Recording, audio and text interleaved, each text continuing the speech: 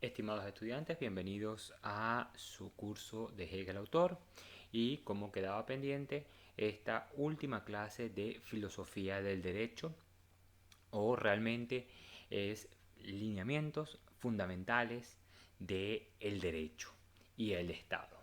Ese es el libro que escribe Hegel en 1823, aunque hay varias ediciones de un desarrollo filosófico, como ya sabemos en Hegel, y como ya hemos visto, hay un desarrollo, hay un despliegue de la idea y que siempre se está reconfigurando, está concreciendo los conceptos. Pero esta versión que nosotros vamos a estudiar, pues es la última, la definitiva, a pesar de que escribe tres veces, creo que en el 18, luego en 1821 y finalmente creo que en 1830 hace una tercera reedición de este texto que lo va a mantener en líneas generales igual, a pesar de que hay un desarrollo diferente.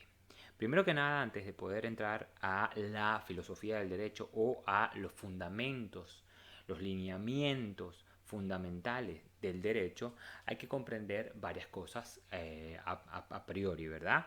Como sabemos, siempre con Hegel vamos a tener este gran inconveniente. Pues efectivamente, primero hay que comprender por qué este texto no es filosofía política, sino es filosofía de la praxis, que son cosas completamente distintas. Filosofía política es una explicación y una descripción de lo que ha sucedido, lo que sucede y sucederá a partir de unos principios, podríamos decir, filosóficos, políticos. Esta descripción tiene como finalidad no solo exponer cómo debería ser el mundo, sino también enjuiciarlo, sentenciarlo y cómo los argumentos o las ideas necesarias o las representaciones necesarias para corregir esto que no es, sino que debería ser. ¿Por qué lo que no es es y por qué lo que debería ser no es? Entonces, esto implica necesariamente que hay un principio que efectivamente está dado, que es positivo, y que esa presuposición se fija y es sabida de modo inmediato a través de unos juicios. Efectivamente, aquí esta forma de entender la filosofía política primero se da en una explicación finita, determinada, que muestra efectivamente la actividad de la subjetividad, de las convicciones o las creencias de una época, la unilateralidad de este hombre que pretende hacer una filosofía política, los intereses privados y sobre todo, y más importante aún, es la muestra, la expresión de los intereses, de que el conocimiento es información, que hay una unidad entre información y conocimiento. Esta forma de aproximarse a lo político, mal llamado filosofía política, pues efectivamente es una positividad, ¿no? Porque hay una teoría a priori que pretende normar lo que es decir, hay una pugna entre el deber ser y el ser. Y esto no es más que, para los estudiantes que ya han visto Hegel autor, pues no es más que una división, que una escisión entre el pensamiento y el ser, entre la idea y los cuerpos, entre la extensión y el pensamiento. Es decir, se hace lo que no se piensa y se piensa lo que no se hace. Y esto efectivamente es entonces que la filosofía del derecho no puede partir de esta representación, de esta opinión, ¿no? Que concentra estos elementos, que muestra la subjetividad arbitraria de unos individuos. Pues efectivamente la filosofía de la praxis no es esto y por eso la filosofía del derecho no es una filosofía de política, sino es efectivamente filosofía de la praxis.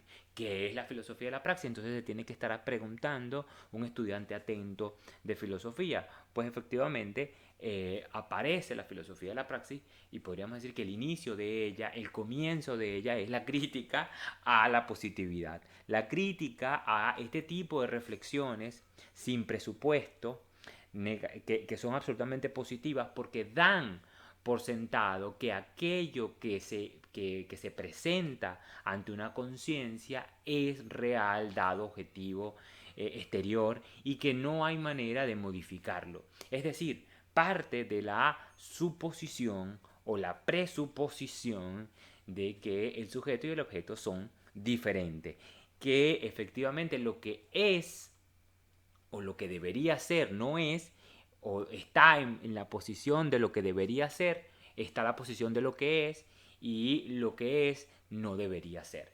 Estas presuposiciones de la filosofía política, ustedes lo conocerán a estos filósofos políticos, los conocerá porque a cada rato van a repetir incesantemente qué debería ser y qué es lo que es, ¿no? Van a ver la censura a lo que realmente pasa, y van a ver el amor o la posición de unos juicios que efectivamente es lo que no pasa.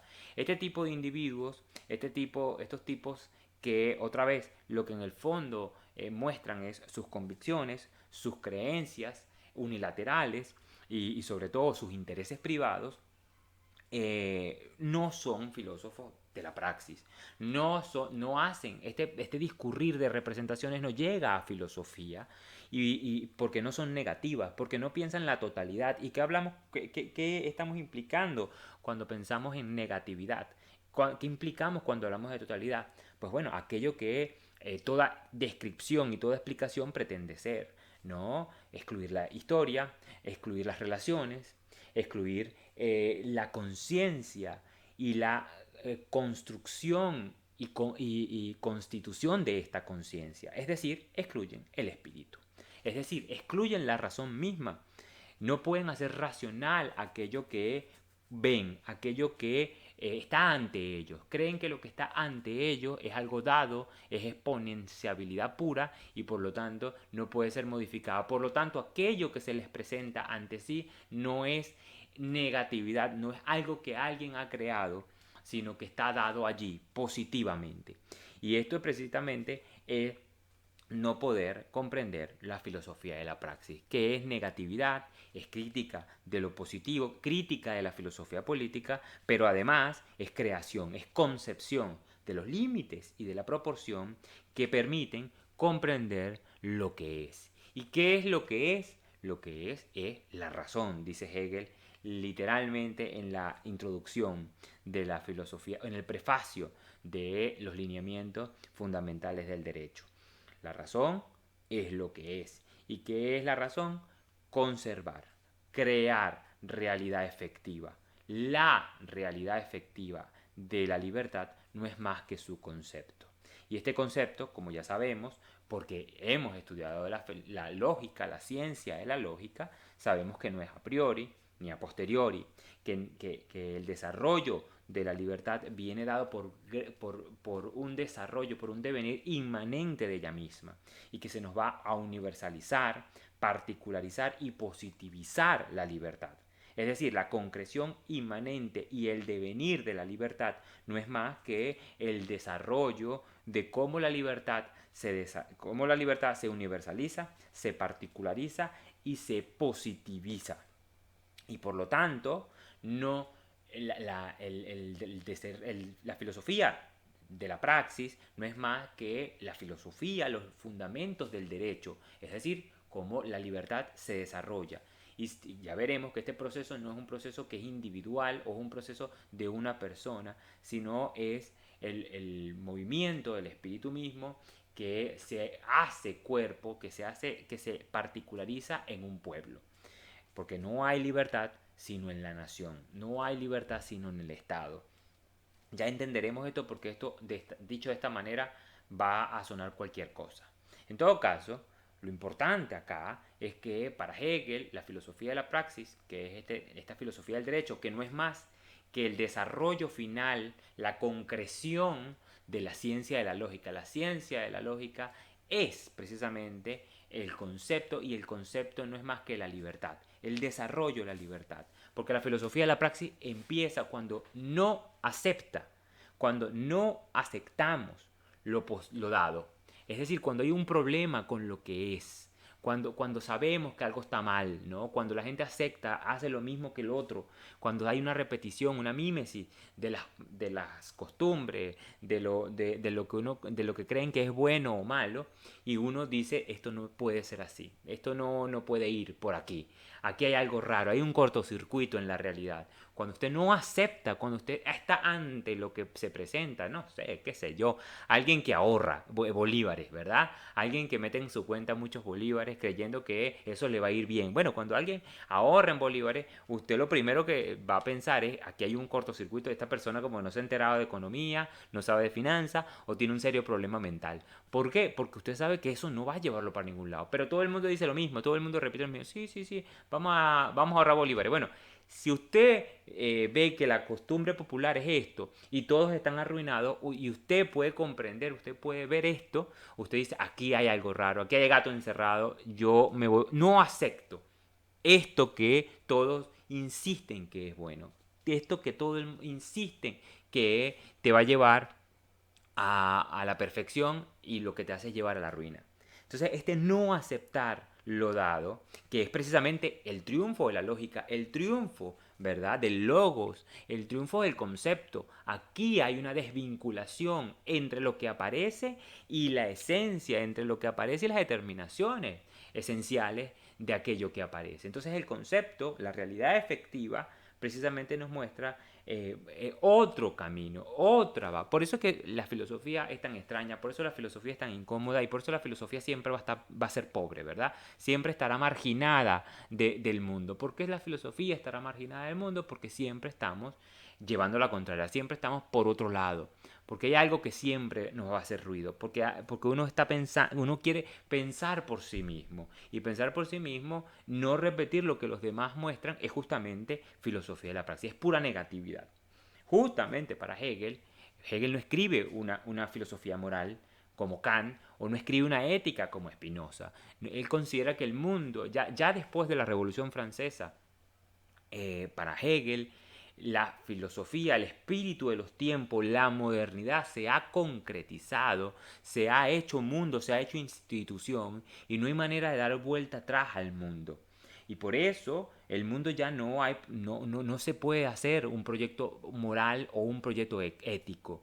No hay una proyección para unos hombres iluminados o que tienen el afán interior con el corazón de mejorar, de ser mejor, de hacer un proyecto feliz, ¿no? La idea del sabio para Spinoza, podríamos decir, o para Kant, la racionalidad en su mayor extremo es llevarte para instaurar un mundo de los hombres más racionales y por lo tanto vamos a crear la sociedad perfecta, pero desde lo individual, pues efectivamente estos proyectos están agotados por completo porque el mundo se ha convertido, el tiempo, el espíritu ha nacido, ha avanzado a un nivel en donde precisamente ya es consciente de sí mismo y por lo tanto hace reconocerse a sí mismo en el mundo, en que él está creando el mundo, se hace saber absoluto. Ya con este punto, ya en esta altura del juego, podríamos decir en términos beisbolísticos, el espíritu entonces no es viable ningún proyecto moral ni ningún proyecto ético.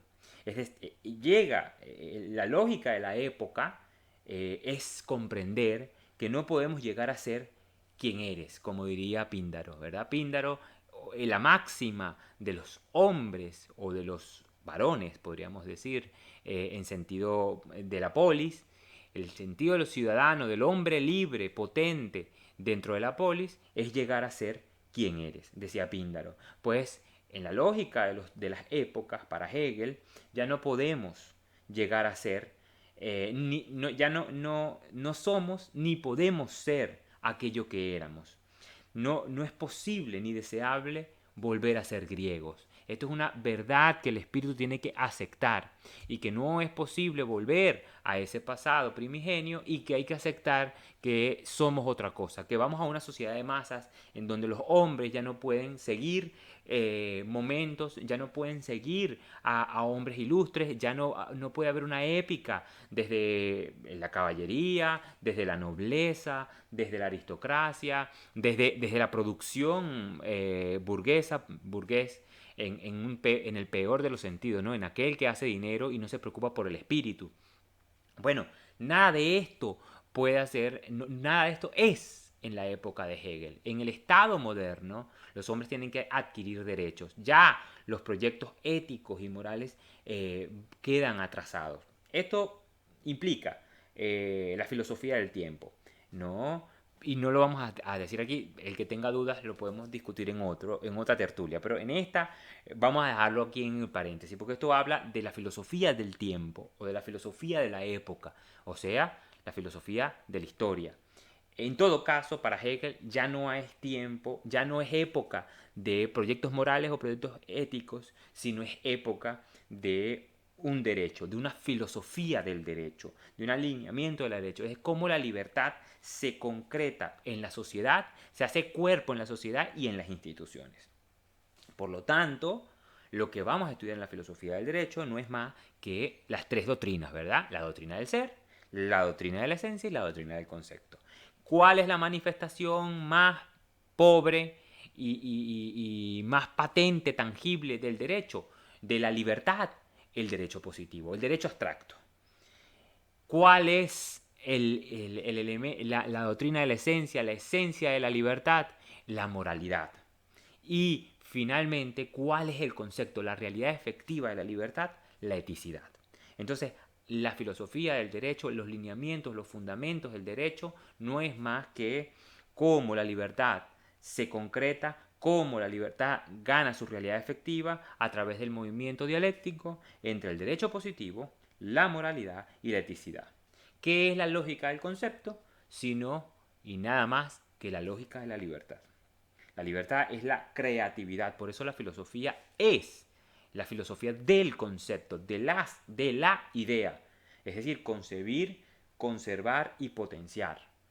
¿Qué cosa? La libertad, el pensamiento, que no es más que la extensión, la unidad diferenciada entre lo que es y lo que se piensa. Realizar y realizarse en lo que todavía no es posible.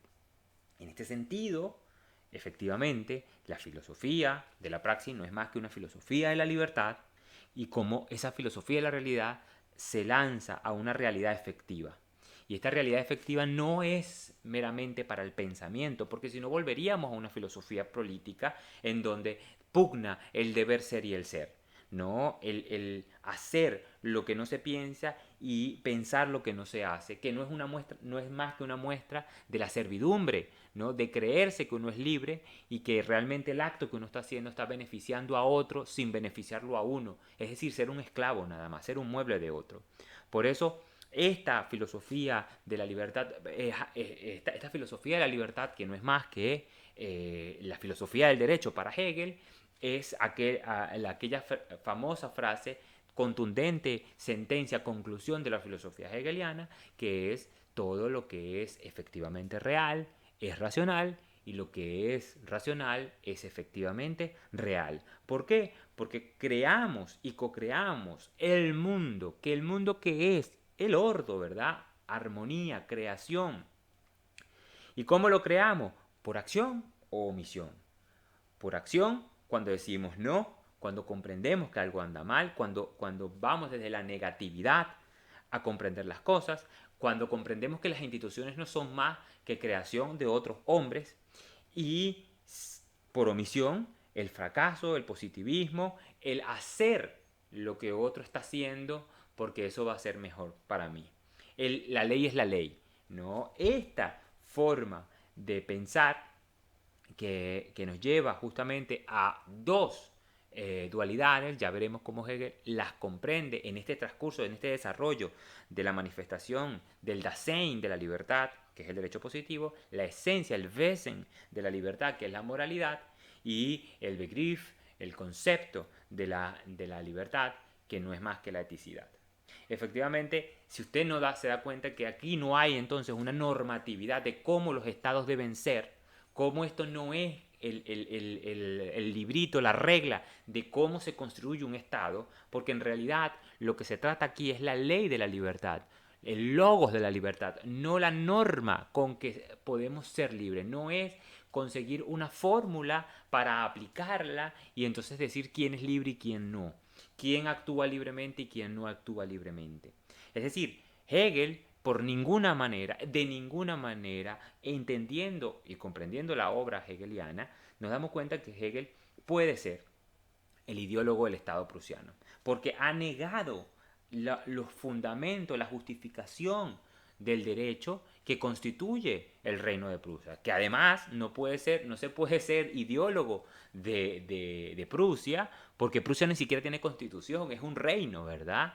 Ahora bien, a pesar de esto, hay una crítica a el famoso derecho civil que escribe Gottfried Suárez, que es el que constituye las costumbres de los hombres, la costumbre de esos reinos que eran en aquel tiempo Alemania. Por cierto, aquellas justificaciones, aquellos principios del derecho civil de Gottfried Suárez es lo que sí justifica y acepta Kant y lo convierte o lo manda a ascender en derecho, en ética de las costumbres, ¿verdad? En los principios de una ética, de una moralidad de las costumbres que va a escribir el amigo Kant, ¿verdad? Si hay algún ideólogo del imperio prusiano, del reinado prusiano, pues ese sí sería Kant.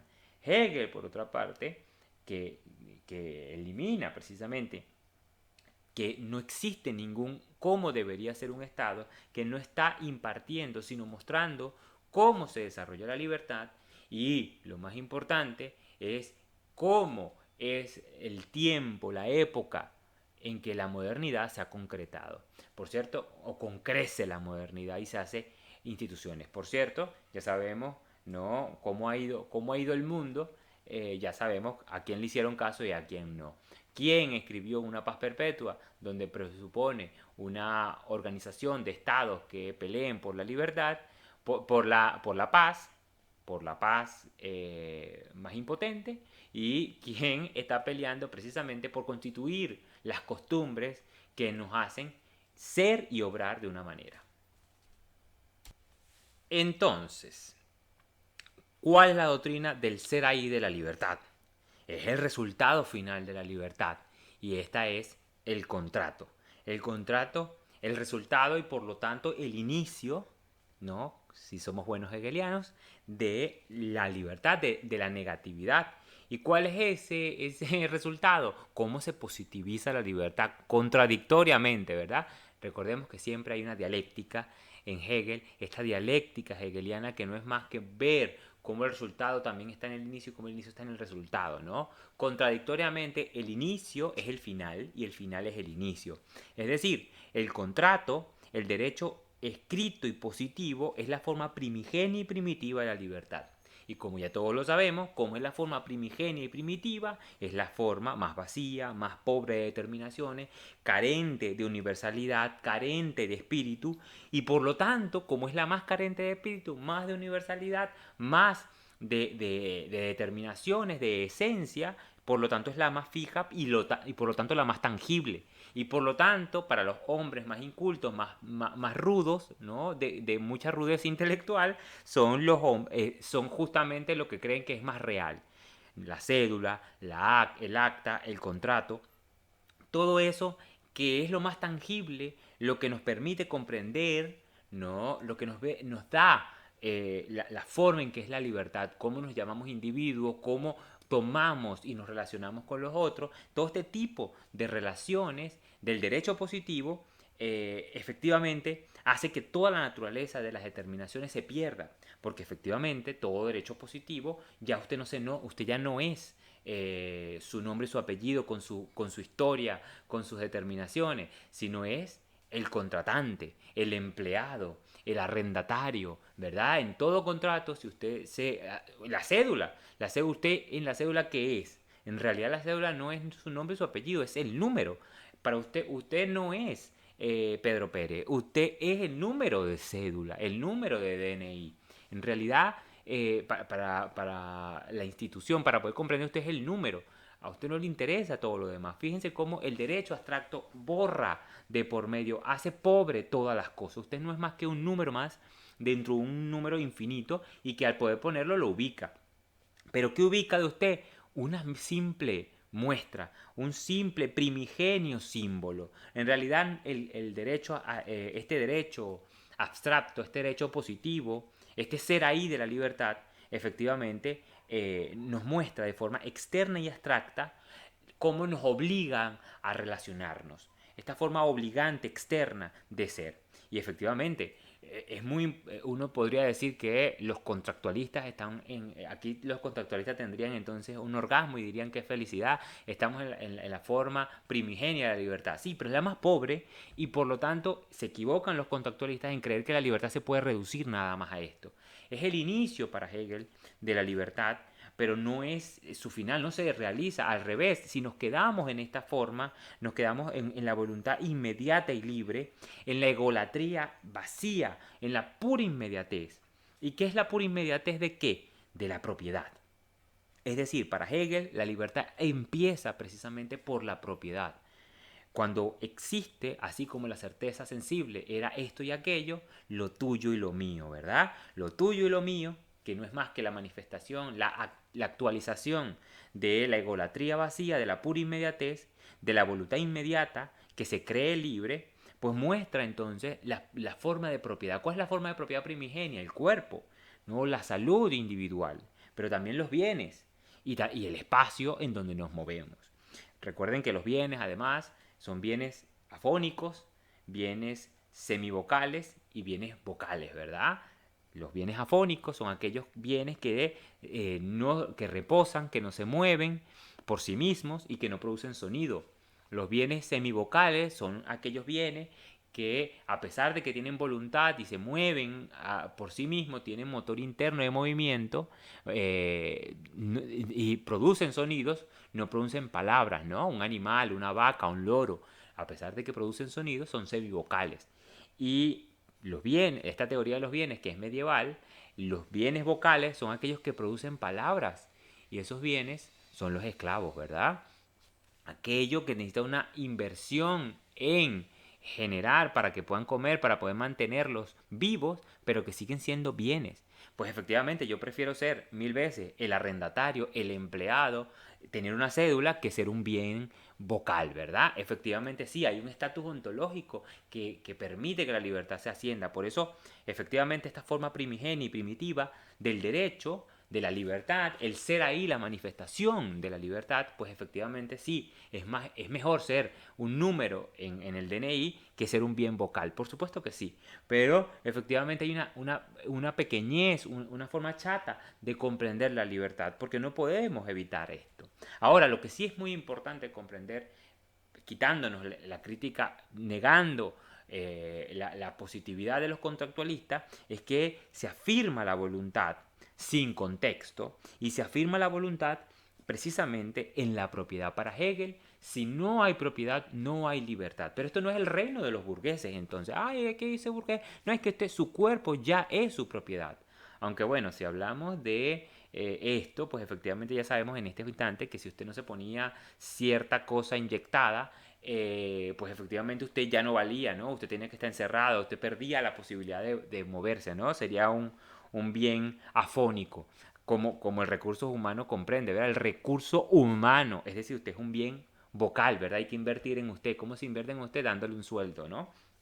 Bueno, ya lo veremos. Pero este reino de la necesidad, para Hegel, que por lo tanto son objetos de Gegenstam, en la lógica de Gegenstam, nos permiten comprender que sin propiedad no hay libertad. Es el reino de la necesidad y tenemos que pasar al reino de la libertad. Es decir, de la doctrina del ser ahí a la doctrina de la esencia y luego a la doctrina del concepto.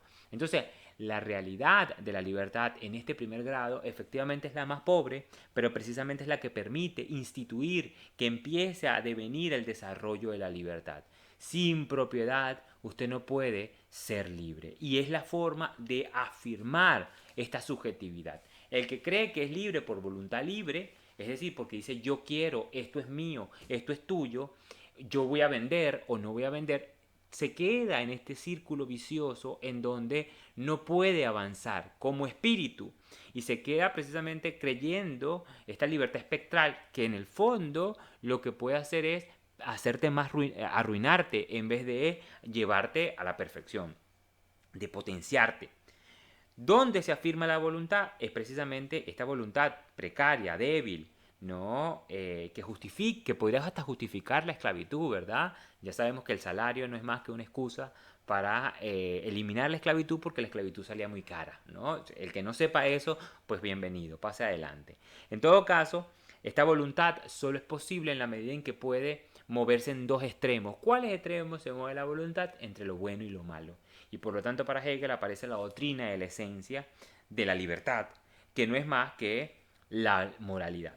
Toda teoría de la propiedad, toda forma de propiedad nos lleva precisamente a la forma del contrato, a la forma de establecer relaciones, pero estas relaciones contractuales se mueven precisamente porque me benefician o porque no me benefician, me perjudican. Y lo bueno y lo malo, aparece entonces el bueno para mí y el malo para mí. Y esto es más que concebir al hombre desde el yo abstracto y aislado. Esta teoría del egocentrismo, que no es más que ser libre en el juicio y ser súbdito en la realidad. Es pretender universalizar desde la opinión, desde el corazón, desde el ánimo, la particularidad desde donde se juzga. ¿No? Es la certeza moral, ¿no? Que oculta lo verdadero, que oculta el espíritu. ¿Por qué oculta el espíritu? Bueno, porque ya lo sabemos, usted no va a pensar nada que no salga, usted no puede crear algo desde su intimidad, porque usted está viviendo en el seno de un lenguaje, en el seno de una realidad, en el seno de unos contratos que lo anteceden a usted. El contrato no es positivo, no está dado. El contrato lo ha creado un hombre y ha establecido las reglas de ese contrato para que el contrato sea válido y se mueva en función de aquello o esto. Es decir, el yo no puede presuponer que él está antes del contrato. El contrato lo presupone a él. Por lo tanto, estas formas de la certeza moral es un engaño precisamente de creer que el yo puede establecer un tipo de relación que no lo establece o lo incluye a él dentro de un juego. Es decir, este mismo juego del salario, ¿no? La voluntad libre que no puede ver más allá de su nariz, desde el yo, desde el egocentrismo, desde el ego vacío y simple, ¿no? Es que creer que el mayor beneficio que usted puede hacer prestando su fuerza laboral, prestando su energía y su atención en un trabajo X, es el salario.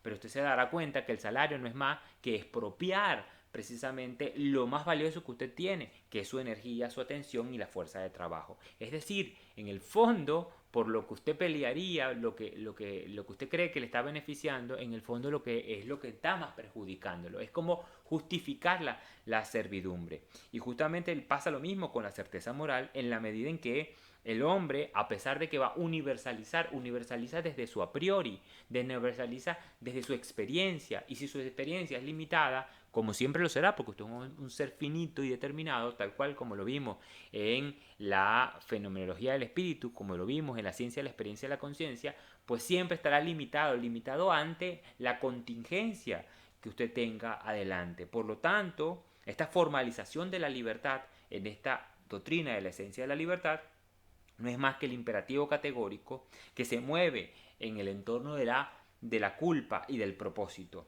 Estos polos opuestos, porque todo lo moral va a estar dividido en dualidad, siempre estará expresándose en categorías duales. Por eso, cuando usted vea que alguien solo puede dualizar todo, no, esto es maniqueísmo, ¿verdad? Fue una doctrina filosófica, ¿verdad? Para aquellos que están desayunándose. Pues bueno, sí, esto es maniqueísmo, y maniqueísmo no es más que la forma en cómo se impone la moralidad, el propósito y la culpa, la redención y la culpa. Este cristianismo chato, ¿verdad? Que es muy diferente a la dialéctica, es justamente lo que va a llevar al hombre a constituirse como la esencia de la libertad, pero a crear un gran problema. ¿Cuál problema?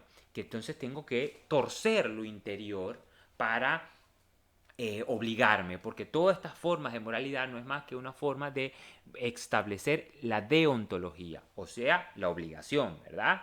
Entonces, la ley universal que valga para todos, en realidad se decreta y por lo tanto es una norma, no una ley.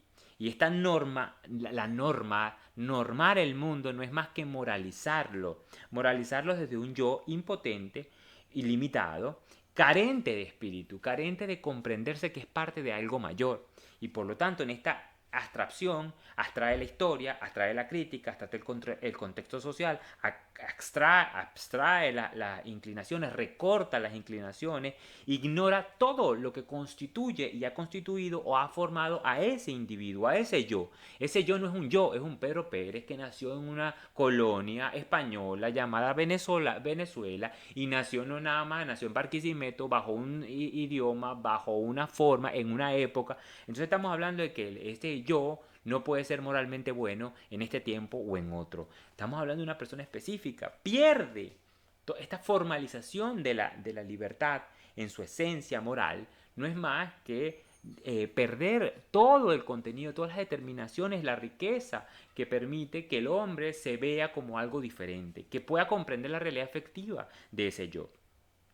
Y este torcer lo interior, porque entonces hago lo que no pienso y pienso lo que no hago, termina en el famoso escrúpulo de la conciencia de Schiller, ¿verdad? Sirvo con gusto a mis amigos, pero ay, lo hago con placer. Me asedia entonces la duda si soy una persona virtuosa. Veredicto, seguramente el único recurso es tratar de despreciar completamente a mis amigos y entonces con adversión hago lo que me ordena la ley. Es decir, cuando hago algo por deber, lo tengo que hacer con adversión, sin gusto, porque si lo hago con gusto, entonces ya hay un interés de por medio. Esta es la ética kantiana, o mejor dicho, esta es la moralidad kantiana que termina por romper precisamente, por llegar a una contradicción que no puede sostenerse precisamente este imperativo, que no es más que una normalización del mundo y por lo tanto una moralización de la libertad.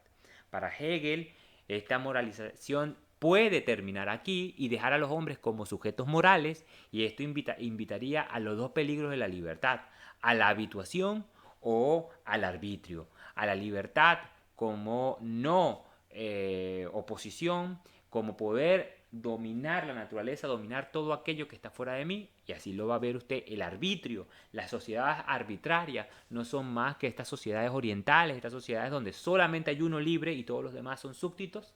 Es decir, esta gran fuerte tiranía oriental que está en el ADN, y o al revés, o la habituación eterna en donde el sujeto se hace parte del medio en donde vive, de la naturaleza en donde vive, y entonces se hace uno con las cosas y por lo tanto se pudre, porque no hay individualidad, no hay subjetividad.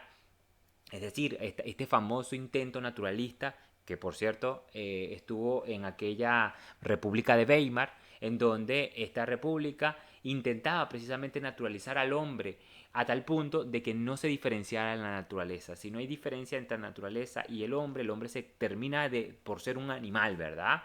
Se complementa con la naturaleza eliminando la humanidad que puede haber. No hay separación entre naturaleza y hombre. Algo así como el papá de aquella película de navegantes, de piratas del Caribe, en donde los que estaban condenados en el barco de Barbosa, en el barco no, de Barbosa no, en el barco del Tetrakis, de Kraken, se hacían uno con el barco. En ese momento que te haces uno con el barco, que es la peor condena, es la habituación, porque ya no te separas del barco y de lo que eres tú. Ya no hay barco, no eres tú.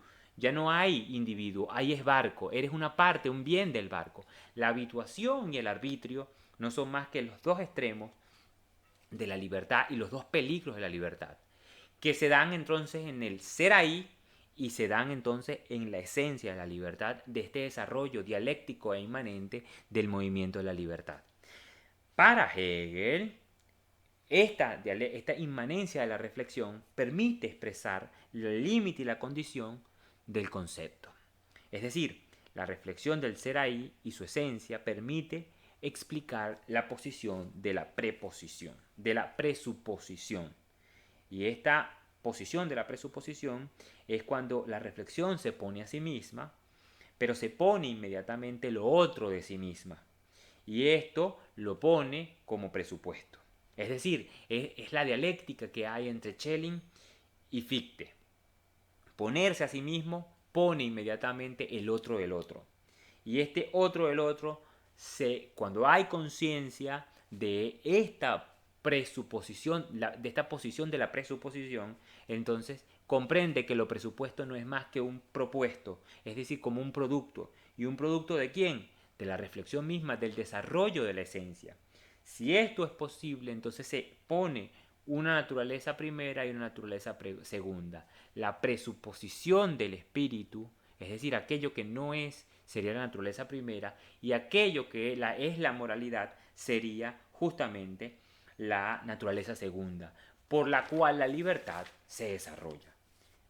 No entendieron nada en estos 40 minutos larguísimos que llevamos de filosofía del derecho, pero lo vamos a exponer facilito en un ejemplo.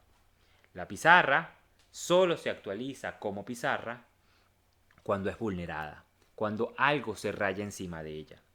Cuando algo se raya encima de una pizarra en blanco, aparece entonces en el plano una relación dialéctica correlativa entre el fondo y la figura, entre la raya y el fondo que permite que la raya aparezca. Y este límite, permite concebir estas dos realidades a la vez. Es decir, que lo que he rayado presupone algo que no existía como tal, hasta que se vulnera. ¿Qué es lo que no existía como tal? La pizarra. Y la pizarra solo se actualiza en la medida en que aparece la raya. La raya, lo dibujado en una pizarra, muestra dos cosas: lo dibujado y el fondo que permite que ella sea la pizarra. Esto entonces es lo que presupone las dos formas de la libertad en su sentido más abstracto, en su sentido más extremo: la habituación y el arbitrio. Pero estos dos peligros de la libertad es lo que permite entonces para Hegel que aparezca efectivamente, ahora sí, el reino de la libertad. El reino efectivamente de la libertad y no el de la necesidad. Y ese es el concepto de libertad. La realidad efectiva de la libertad no es más que la eticidad. Y esta eticidad justamente aparece porque ya vemos, definimos por dónde la libertad no se desarrolla, por dónde la libertad se positiviza y por lo tanto se hace algo dada. ¿Cómo se positiviza la libertad? Como forma de la moralidad, como esencia de la libertad, es decir, la moralidad, o como contrato, como definición, establecimiento de borrar toda la naturaleza, todas las determinaciones que tienen las cosas. Entonces, si me habitúo o si pongo el arbitrio en su despliegue subjetivo, vamos a llegar al mismo lado, a la negación de toda libertad, a la tiranía de toda libertad, a diluir toda libertad. Y entonces, justamente, ¿cuál es el extremo de cuál es el punto medio de estos dos extremos? Para Hegel no es más, no es más que la eticidad. Si nosotros nos quedamos con la habituación y con el arbitrio, entonces hacemos de lo más justo lo injusto. El derecho se convierte entonces en una libertad que solo vale para el pensamiento y que el pensamiento solo se siente libre. Esta forma absurda de llevar la libertad, estos dos extremos de la libertad, no es más que justamente negarla. Entonces, para poder pensar la riqueza, la universalidad de las determinaciones que tiene la eticidad, es decir, pensar la historia y la lógica de la eticidad, es lo que permite darle su realidad efectiva. Y la libertad no es más que la libertad de los pueblos y su concreción como nación, como Estado y como época. Es decir, es la vitalidad y la fuerza de las costumbres que forman y desarrollan las naciones, que une y separa el Dasein y el Wesen de la libertad. El contrato, el contractualismo de la forma de la manifestación más tangible de la libertad y la más pobre, o la esencia de la libertad, la moralidad, abstrayendo al yo, abstrayendo a los individuos y sacándolos de su contexto. En estos dos extremos, entonces, podemos comprender que Hegel no es liberal, ni es capitalista, ni es protestante, ni es católico. Es un filósofo que está comprendiendo cómo el derecho se debe constituir para hacerse. No hay libertad sin ética y no hay ética sin libertad. Por eso la política no es más que lógica e historia.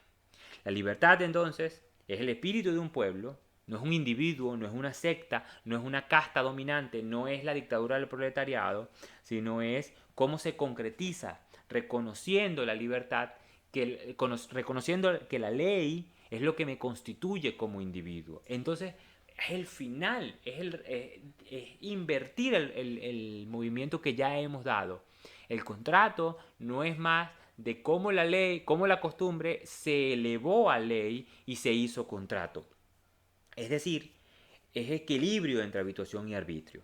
¿Y cómo es la realidad efectiva de esta eticidad? Para Hegel hay tres momentos, como siempre, dialécticos e inmanentes, y que uno pare al otro, que uno concibe al otro. ¿Cuáles son esos tres elementos? La familia, la sociedad civil y el Estado. Es decir, el matrimonio, la pugna el derecho de la satisfacción de las necesidades vitales, de las necesidades de la primera naturaleza del hombre, es decir, la sociedad civil, la sociedad industrial, la sociedad en donde hay que satisfacer los derechos, las necesidades, y finalmente el Estado, que sería la administración, la regulación de esa pugna y la proclamación de la guerra y la paz contra otros estados. Entonces, la libertad no es más que concreta. La libertad es concreta. ¿Por qué es concreta? Porque siempre se está realizando. La libertad crece, es decir, crece con. ¿Quién crece con? Bueno, como un pueblo se hace institución, se hace Estado, se hace proyecto civilizatorio. Y por lo tanto, el tropos, el carácter de ese pueblo se eterniza. Esto es lo que para Hegel entiende como Estado. El Estado no es más que esta eticidad que se ha hecho cuerpo, que se ha hecho institución. Pero para hacerse institución tiene que haber dos momentos anteriores, la sociedad civil y la familia. Empecemos con la familia, que es el momento para Hegel de la libertad, del concepto de libertad. El concepto de libertad empieza en la familia, porque la familia es la célula, la unidad fundamental en cómo aparecen los hombres. Pero los hombres aparecen cómo? Aparecen en el lecho, en el seno de una madre. Como siempre lo voy a decir, esto también es vickiano completamente. Un hombre es un hombre porque nació de un vientre y chupó teta y estuvo en el seno de una familia, en un hogar, con un padre y con una madre. Es decir, para Hegel no hay sociedad sin propiedad y sin familia. La familia es el fundamento de la libertad. ¿Sí? Esta capacidad que tiene la familia para proveer de seguridad al niño, para educar al niño con amor y darle la seguridad que forma el carácter. Y esto es muy importante porque si no, no vamos a comprender nada de lo que viene a continuación. La familia no es más que el matrimonio. Matrimonio significa literalmente una madre, ¿verdad? Familia, el tener hijos con una sola mujer que es la madre de tus hijos. Eso es lo que significa matrimonio y por eso tiene esta connotación religiosa. No puede haber matrimonio homosexual, ¿verdad? Porque el matrimonio es la producción de hijos en la educación, en el seno familiar, además bendecido por un Dios. No hay sociedades ateas, dirá Vico. No hay sociedades ateas porque los ateos no se reúnen. Los ateos siempre serán marginalidad de una sociedad. Les guste o no, así es como la historia se ha dado. Lo lamento, ¿verdad? Entonces, esta familia nace en el seno del matrimonio y este matrimonio no es más que darle seguridad, un vínculo afectivo, amoroso, para sobreponerse a los traumas. Es decir, para educar a los niños emocionalmente. Este es el punto fundamental que no queremos comprender. El carácter se inicia precisamente cuando inicia la relación del niño con la madre, del niño con el padre, del niño en el hogar, el niño en la familia. Si usted quiere entender todo esto, toda la obra de James Joyce, ¿verdad? Toda la obra de James Joyce es cómo se desarrolla el hombre desde la familia al Estado, ¿verdad? Él explica en sus primeras obras cómo era el mundo dentro de su casa, luego cómo era el mundo en la calle, donde jugaba con sus amiguitos, con sus vecinos, después veía cómo comprendía que el mundo era su pueblito y luego cómo el mundo era la ciudad en pleno. Bueno, la literatura de James Joyce muestra precisamente este desarrollo que tiene la familia. Y la familia empieza justamente en el seno de unos hermanos, en el seno de un apellido, en el seno de unas costumbres. Estas costumbres te permiten la seguridad, la capacidad de formar el carácter. Cómo alegrarse, cómo enfadarse, cómo amar, cómo comer, cómo respirar, cómo soñar. Todas estas cosas se muestran precisamente en el seno de la seguridad de un hogar, ¿no? Cómo una madre puede enseñar al niño a no tener miedo precisamente. Y esto es lo que va a permitir, ya estudiado por toda la neurociencia, ¿verdad? Que si usted está precarizado, que si su mamá no le dedicó mucho tiempo, usted va a tener inseguridad y esa inseguridad va a obstaculizar su forma de conocer, su desarrollo, su capacidad que va a tener para socializar, para aprender. La seguridad del hogar, ¿no? Es decir, este amor, este reconocimiento como individuo dentro del hogar, permite precisamente que la familia cree individuos que están aptos para la sociedad, que los traumas van a potenciarlo y que no lo van a detener.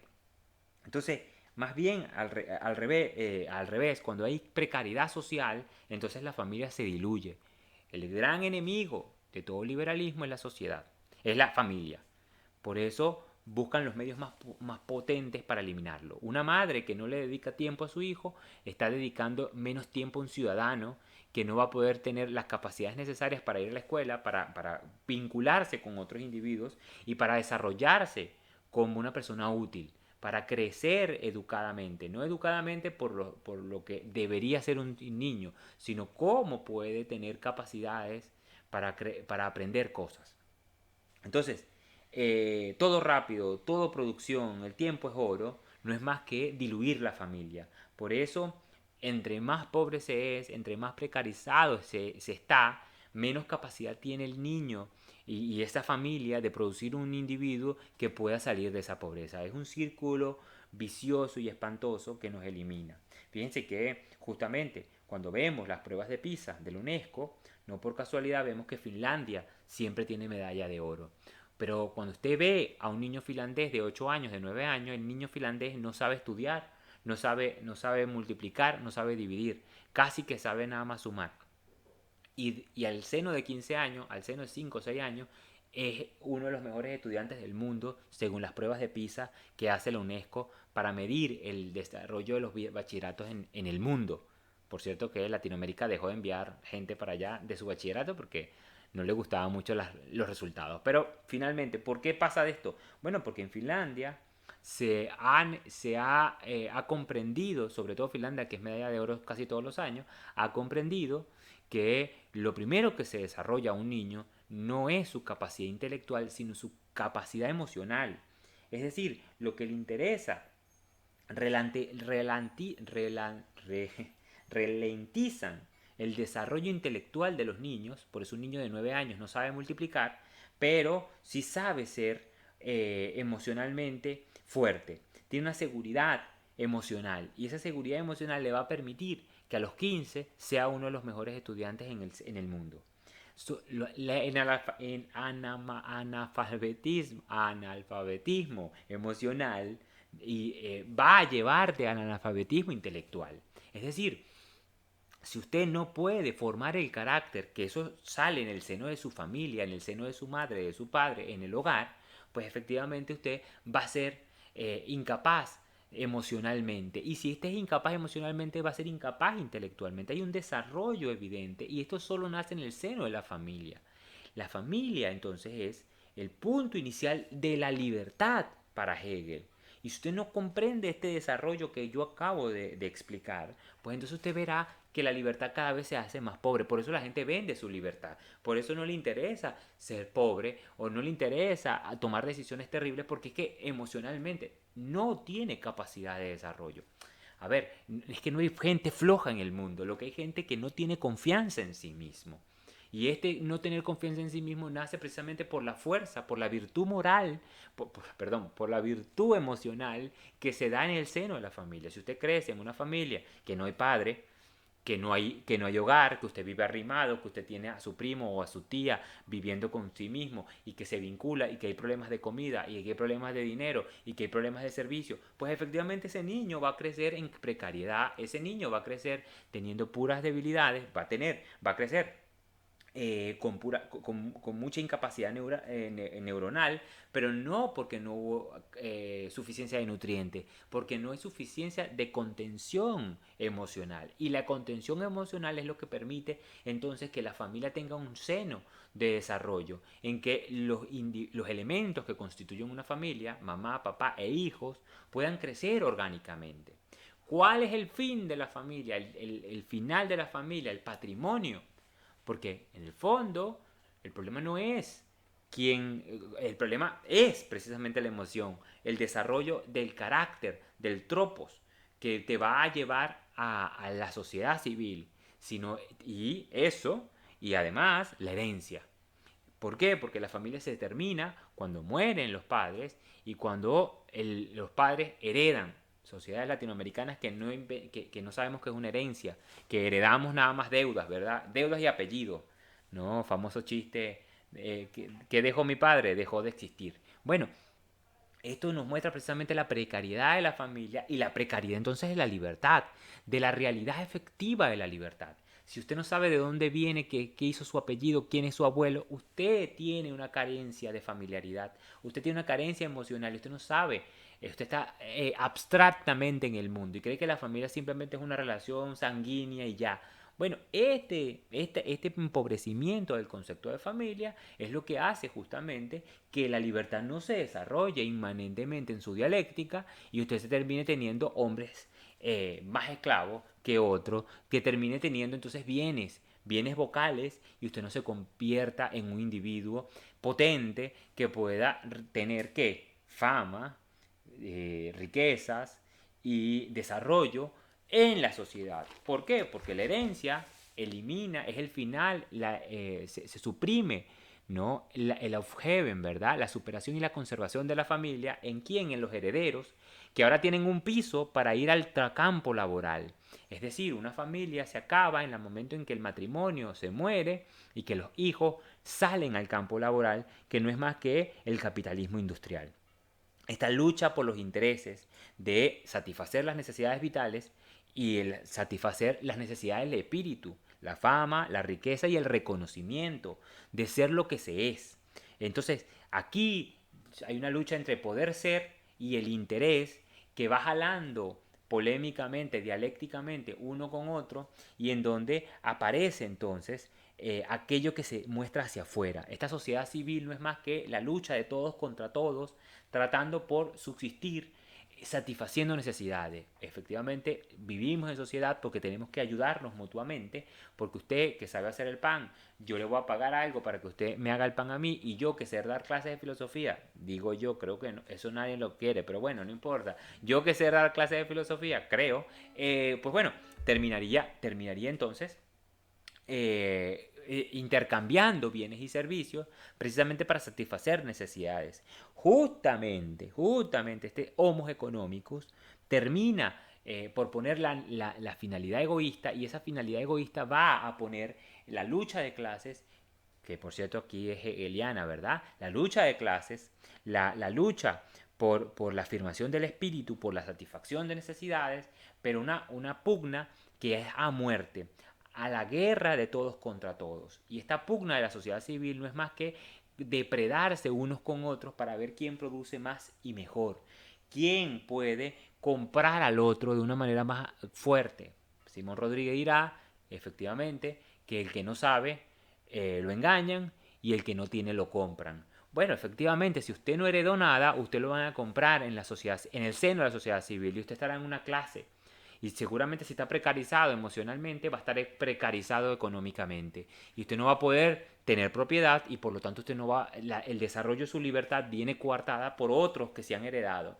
Por eso tan importante la familia, y por eso la sociedad civil empieza a mostrarse en la forma en que efectivamente la libertad se hace propiedad, en que la libertad se desarrolla, se potencia, se modifica la materia, pero la modificación de la materia tiene estas dos líneas. Precisamente la satisfacción de necesidades, pero la afirmación del espíritu y de las clases sociales. Y esta pugna brutal entre individuos que quieren intercambiar bienes y servicios, pero también matarse entre ellos para tener el mejor y para hacerlo de la mejor manera, de la manera más eficiente, termina creando una corruptibilidad, creando una sociedad que es depredación pura. Y esa depredación pura no es más que el capitalismo en su sentido más expreso, en su sentido más desnudo, el que denuncia Karl Marx en el Capital, ¿verdad? Bueno, esta brutalidad tiene que ser corregida y por eso entonces esta brutalidad de la sociedad civil crea el tercer momento de la libertad efectiva, de la eticidad. Y esa libertad efectiva, esta necesidad de regulación no es más que la administración. ¿La administración de qué? Del Estado. El Estado nace precisamente porque la sociedad civil es incapaz de negociar, es capaz de ponerse de acuerdo. Es que su motor es la depredación. Si no se deprada, no funciona. Por eso cuando hay monopolio, se acabó el capitalismo y cuando hay diversidad, hay un desarrollo precario de las fuerzas productivas. Entonces, estos dos extremos hacen que aparezca el Estado, que el Estado no es más que lo que está, ha estado y siempre estará, y es que es el presupuesto para que la sociedad civil aparezca. Es decir, lo que es permanente y estable, lo que da orden al mundo, a la sociedad civil, al desarrollo de las fuerzas productivas. Esta regulación es administrativa, es policial y es corporativa. Los gremios aparecen precisamente para los sindicatos, que es hacer justicia, ¿verdad? Con justicia iremos a hacer que los que no tengan puedan tener, o que los que no tengan un nivel, tengan unos mínimos de unos mínimos de desarrollo, de legalidad, que permitan que el que no tenga pueda tener las mismas condiciones que el que tiene y que no sea aprovechado y que no se termine convirtiendo no en un contratante, sino simplemente en un bien vocal, ¿verdad? En un recurso humano. Entonces, precisamente el Estado, que es una burocracia institucional de funcionarios que permiten regular precisamente el interés social y el bien común, precisamente para contrarrestar esta violencia de la sociedad civil, que es la sociedad que permite o es el punto más neurálgico para que el espíritu se quede en la sociedad, porque se reconoce en la sociedad con este reconocimiento social de precisamente producir y precisamente ser reconocido, tener famas y riquezas dentro de la sociedad civil. El Estado entonces sería esta sociedad política que permite regular la sociedad civil y que permite precisamente darle cuerpo a las instituciones que hacen que justamente exista el derecho no solo al trabajo, no solo a la persona, no solo al contrato, no solo a las relaciones sociales, sino a la afirmación del espíritu. Y este Estado se va a dividir entonces en la burocracia institucional, que son los funcionarios públicos, y en la burguesía, que será el estamento militar para Hegel, y que será la aristocracia, que es la fuerza punitiva, coercitiva del Estado, que es la que permite establecer precisamente lo más importante que tiene un Estado, que es el derecho a la guerra o a la paz, que es el derecho internacional, ¿verdad? Para Hegel, la burguesía es el estamento militar que permite darle rigor, darle límite al Estado, y ese Estado va a estar dirigido por el príncipe, no el rey, ¿verdad? No el Kaiser, un príncipe que va a proclamar la guerra o a proclamar la paz o a afirmar la paz en su derecho internacional, que es el único derecho que tiene el Estado, y para Hegel el príncipe tendrá el derecho a veto, es decir, un derecho negativo, un derecho completamente impotente de aquello que propone el Parlamento, que será los funcionarios, ¿verdad? La regulación, los funcionarios, la sociedad política que están dentro del Estado se formará como institución, como parlamento, y ese parlamento proveerá de leyes para regular la sociedad civil, y esa sociedad civil solo se regulará con estas leyes, pero estas leyes solo pueden ser dadas si hay la firma y la fuerza, el rango de ley, si se lo da el príncipe. Y el príncipe solo puede vetar la ley. El Parlamento tiene que rehacer la ley si es vetada, y si no es vetada se firma y se produce entonces constitución. La constitución, perdón, la constitución no, la costumbre se hará ley, y al momento que se hace ley, el Estado la institucionaliza, la positiviza como ley, y esa ley solo tiene rango de ley en la medida en que este príncipe, este jefe de Estado, termina de firmarla. Este es el límite precisamente del Estado, porque hace que justamente estemos en el hábito, impide el hábito y contribuye al conflicto. Que el conflicto siempre será renovar justamente estas fuerzas y esta rearticulación, porque el Estado no es más que el mantenimiento de estas relaciones de costumbre entre la familia, la sociedad civil y la clase política o la sociedad política, que está en el seno de los militares o en el seno del Parlamento. Este príncipe es el que permite entonces que no exista ni paz perpetua ni guerra perenne, y es el que establece precisamente la capacidad del proyecto civilizatorio que ese pueblo ha escogido como institución, tanto en su familia, en su sociedad civil y en sus instituciones políticas. Justamente aquí tenemos que ir entonces a la lógica de las épocas, ¿no? A la filosofía de la historia, para comprender cómo esto se mueve, porque esto tiene una determinación propia, pero este es el final de la filosofía del derecho, es decir, el final de cómo es la realidad efectiva de la libertad, no cómo debe ser, sino la idea que ella tiene, y esta idea se va realizando de mejor o peor manera, de una forma más perfectible o menos perfectible, en la medida en que se adecúa a estos conceptos, y que estos conceptos muestran precisamente cómo se va perdiendo esto. Vamos a dejarlo hasta acá, porque nos queda entonces explicar qué es la lógica de las épocas. Pero dejemos hasta acá esta filosofía, estos lineamientos generales de la filosofía del derecho.